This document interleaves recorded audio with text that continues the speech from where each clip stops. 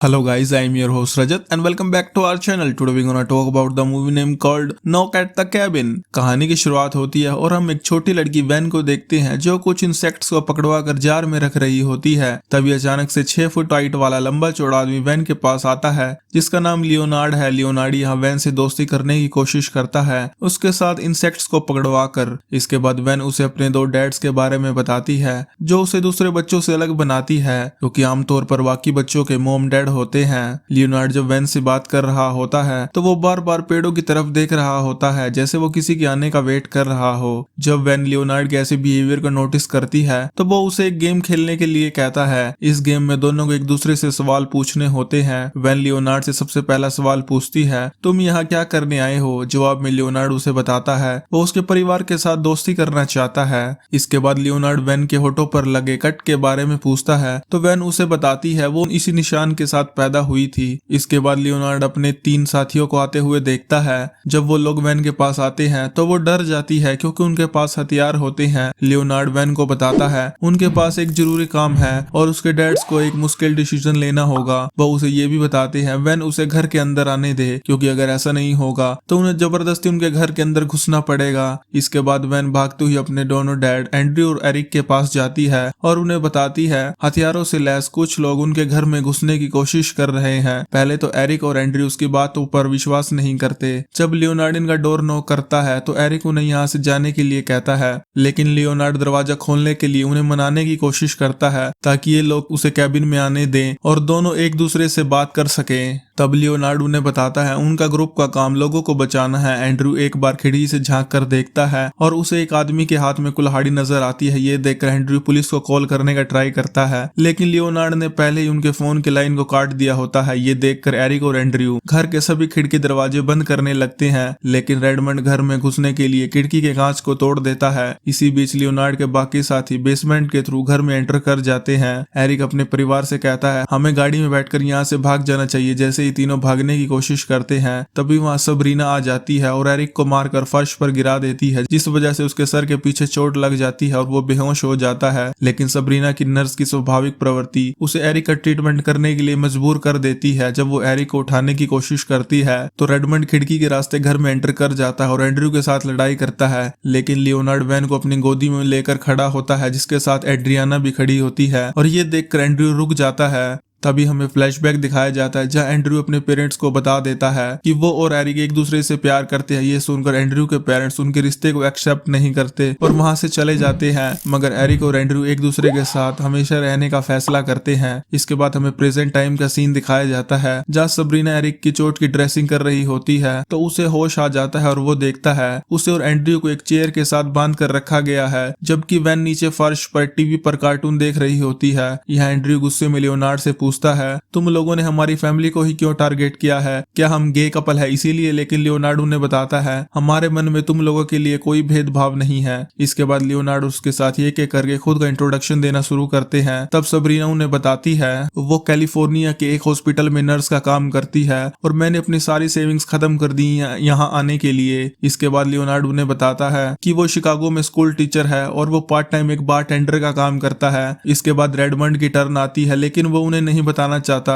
कि वो असलियत में क्या काम करता है लेकिन लियोनार्ड उसे डांट कर कहता है तुम्हें अपनी पहचान इन लोगों को बतानी चाहिए। रेडमंड उन्हें बताता है वो एक पेट्रोल पंप पर काम करता है और एक क्राइम की वजह से कुछ दिन वो जेल में सजा भी काट चुका है। इसके बाद एंड्रियाना अपना इंट्रोडक्शन देते हुए उन्हें बताती है वो एक मैक्सिकन रेस्टोरेंट में कुक है। कुछ देर बाद लियोनार्ड उन्हें बताता है उनका मिशन कयामत को रोकना है और इंसानियत की किस्मत अब बस तुम्हारे परिवार के हाथ में है क्योंकि दुनिया को बचाने के लिए इस फैमिली के एक सदस्य को अपनी बलि देनी होगी। अगर तुम लोग ऐसा नहीं करोगे तो इससे तुम तीनों तो बच जाओगे लेकिन पूरी दुनिया का सर्वनाश हो जाएगा। एंड्रयू लियोनार्ड से गुस्से में कहता है बंद करो ये बकवास और तुम सारे पागल हो, असलियत में ऐसा कुछ नहीं हो सकता। लियोनार्ड फिर से उन्हें कहता है इस नेक काम के लिए तुम लोगों को चुना गया है लेकिन लियोनार्ड उसे कहता है चाहे पूरी दुनिया क्यों ना खत्म हो जाए हमारे परिवार में से कोई नहीं मरेगा। लियोनार्ड उसे कहता है आने वाली क़यामत को रोकने के लिए हम लोगों ने एक दूसरे को ढूंढना है और उनका कहना होता है कि एक जोरदार सुनामी के साथ एक बहुत बड़ी महामारी भी फैलेगी और आसमान में हमेशा के लिए अंधेरा छा जाएगा। जाएगा। इसके बाद एरिक लियोनार्ड से कहता है तुम्हारे विजन में हमारा परिवार कैसे शामिल हुआ।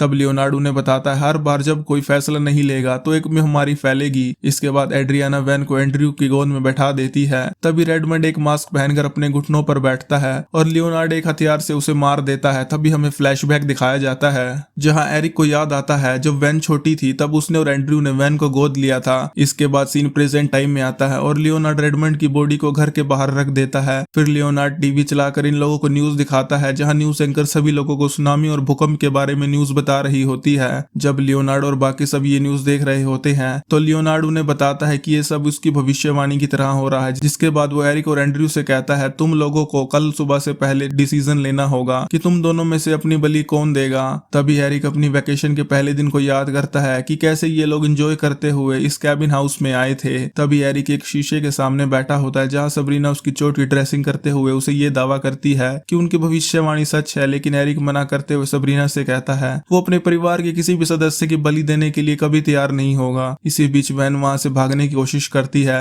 लेकिन लियोनार्ड उसे पकड़कर वापस कैबिन के अंदर ले आता है। तभी एंड्रयू को याद आता है कि कुछ सालों पहले एक बार में उसके ऊपर हमला हुआ था और हमलावर कोई और नहीं बल्कि रेडमंड ही था और एंड्रयू उसका असली नाम ओ बेनन बताता है। लेकिन लियोनार्ड उसे कहता है ये सब झूठ है। तभी एंड्रयू उसे रेडमंड का वॉलेट लाने के लिए कहता है ताकि उसकी असली आइडेंटिटी का पता चल सके। यहाँ एड्रियाना लियोनार्ड से कहती है रेडमंड ने मैसेज में उन्हें पहले इस कैबिन के बारे में बताया था। लेकिन लियोनार्ड उसे कहता है वो लोग इस कैबिन के बारे में पहले से ही जानते थे। एंड्रयू उसे धमकी देते हुए कहता है मैं एक लॉयर हूँ और तुम मेरे परिवार के साथ बिल्कुल भी अच्छा नहीं कर रहे हो। तब लियोनार्ड उसे अपने स्टूडेंट की फोटो दिखाते हुए कहता है मैं इन लोगों को भविष्य में आने वाली क़यामत से बचाना चाहता हूँ। जिसके बाद वो एरिक और एंड्रयू को आमने सामने बैठाकर ये डिसाइड करने के लिए कहता है कि तुम दोनों में से अपनी बलि कौन देगा।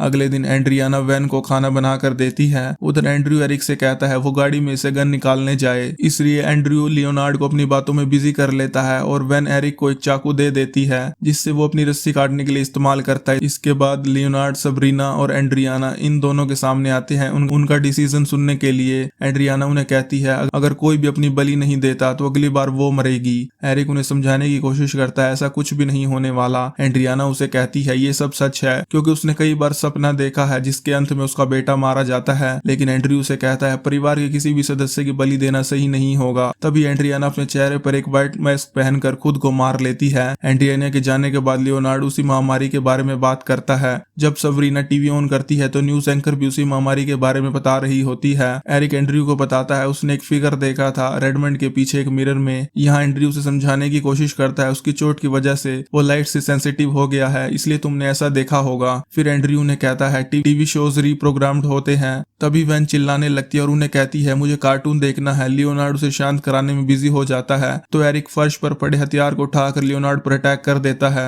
इसके बाद एंड्रयू भागकर अपनी गाड़ी के पास जाता है लेकिन सबरीना उसकी टांग पर चोट मार देती है मगर एंड्रयू जैसे तैसे करके गाड़ी में बैठ जाता है और अपनी गन में बुलेट्स को लोड करने लगता है। उधर सबरीना एंड्रयू गाड़ी से बाहर आने के लिए बोल रही होती है लेकिन एंड्रयू एक मिस फायर करते हुए सबरीना को खुद से दूर रहने के लिए कहता है और सबरीना वहां से भाग जाती है। कैबिन में एंड्रयू लियोनार्ड पर गन पॉइंट कर देता है लेकिन वो उसे शांत रहने के लिए कहता है और लियोनार्ड एंड्रयू को समझाता है तुम्हारी फैमिली को कठिन निर्णय लेने के लिए इसलिए चुना गया है क्योंकि तुम्हारा प्यार सच्चा है। तभी कैबिन में सबरीना आ जाती है और एंड्रयू उसे शूट करके जख्मी कर देता है। इसके बाद हमें फ्लैशबैक दिखाया जाता है जहां एरिक और एंड्रयू बार में बैठे होते हैं। तभी एक आदमी पीछे से एंड्रयू के सर पर एक बोतल दे मारता है। अब इस इंसिडेंट के बाद से ही एंड्रयू अपने साथ गन रखने लग गया था। अब प्रेजेंट में लियोनार्ड उनसे उनका डिसीजन पूछता है लेकिन वो लोग अपने परिवार की बलि देने के लिए अभी भी तैयार नहीं थे। ये सुनकर लियोनार्ड को गुस्सा आ जाता है और वो घायल सबरीना को मार देता है। इसके बाद एंड्रयू रेडमंड के आईडी प्रूफ को जमीन पर फेंक कर उन्हें बताता है रेडमंड ही ओ बेनन है जिसने उस दिन बार में मुझ पर हमला किया था।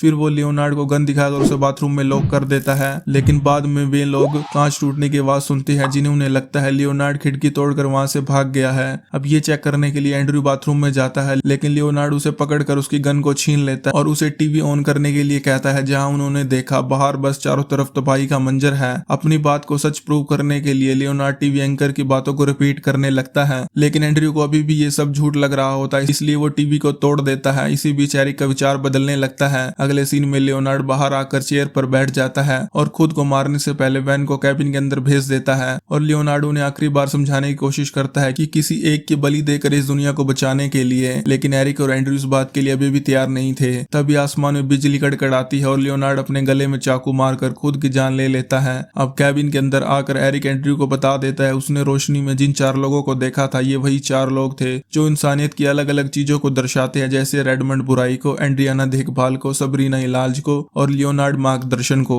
जब एंड्रयू एरिक से पूछता है उनके ही परिवार को इस काम के लिए क्यों चुना गया है, तब वो उसे बताता है क्योंकि हम लोग फैसला लेने में सक्षम हैं, बिल्कुल वैसे ही जैसे उन्होंने वैन को गोद लिया था। अब इन लोगों के पास काफी कम समय होता है, इसलिए एरिक एंड्रयू से कहता है शूट मी और सबको बचा लो और स्पेशली हमारी बेटी वैन को। जब एंड्रयू से कहता है बलि वो देगा, तब एरिक उसे बताता है उसने एक विजन देखा है जहां वैन अपने अच्छे करियर के साथ प्यार भरी जिंदगी जी रही होती है और तुम्हें जिंदा रहना होगा ये सब देखने के लिए। एंड्रयू इस बात के लिए राजी हो जाता है और एरिक को शूट कर देता है ताकि पूरी दुनिया में हो रही तबाही को रोका जा सके। इसके बाद एंड्रयू वैन को गले लगाकर रोने लगता है। तभी आसमान से एक बिजली गिरकर कैबिन को डिस्ट्रॉय कर देती है, जिसके बाद वैन और एंड्रयू लियोनार्ड का ट्रक लेकर वहां से बाहर चले जाते हैं। जब वो लोग एक जगह जाकर टीवी पर न्यूज देखते हैं तो उन्हें पता चलता है समुद्र की लहरें रुक गई हैं और प्लेन क्रैश होने भी बंद होगा, जिससे ये प्रूव होता है एरिक के सेक्रीफाइस ने पूरी दुनिया को बचा लिया। इसके बाद एंड्रयू को गाड़ी में उन सब लोगों का सम्मान मिलता है, जैसे लियोनार्ड का सर्टिफिकेट जिस पर स्टूडेंट के साइन हुए होते हैं, सबरीना के हॉस्पिटल का आईडी कार्ड, एंड्रियाना और उसके बेटे की फोटो और रेडमंड का एम्प्लॉय आईडी। इसके बाद एंड्रयू वैन के साथ गाड़ी में बैठकर कहीं दूर चला जाता है और एक नई जिंदगी की शुरुआत करता है। एंड गाइस, वीडियो पसंद आई हो तो चैनल की सपोर्ट और मेरे मोटिवेशन के लिए सब्सक्राइब जरूर करना and please don't forget to like the video.